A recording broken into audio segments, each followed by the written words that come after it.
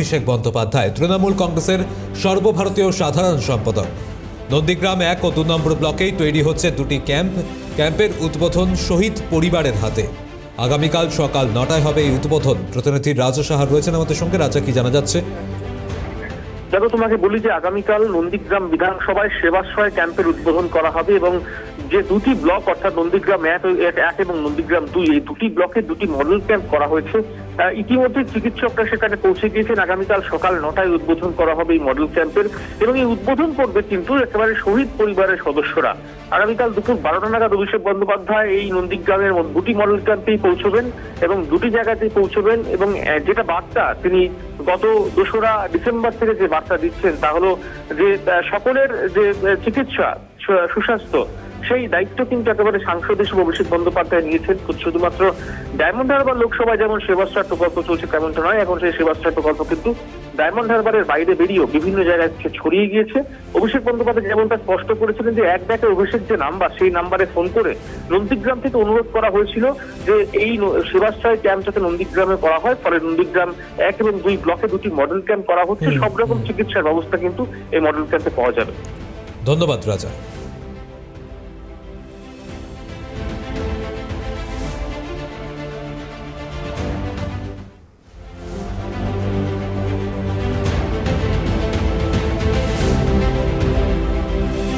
পরের খবরে জঙ্গলমহলে বিরোধী দলনেতা আদিবাসীদের সঙ্গে মকর সংক্রান্তি ও টুসু পরব উদযাপন।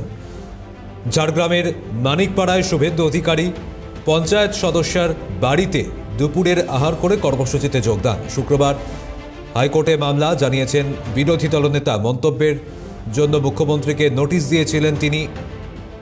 আদালতে সর্বোচ্চ জায়গায় নিয়ে যাব, সাধারণ মানুষ তৃণমূলকে ভোট দেবে না, আবারও হুঁশিয়ারি শুভেন্দু অধিকারীর।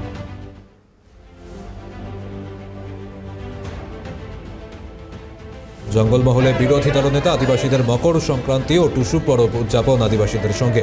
আমাদের প্রতিনিধির মুখোমুখি হয়ে শুভেন্দু অধিকারী কি বলেছেন শোনাব আপনাদের।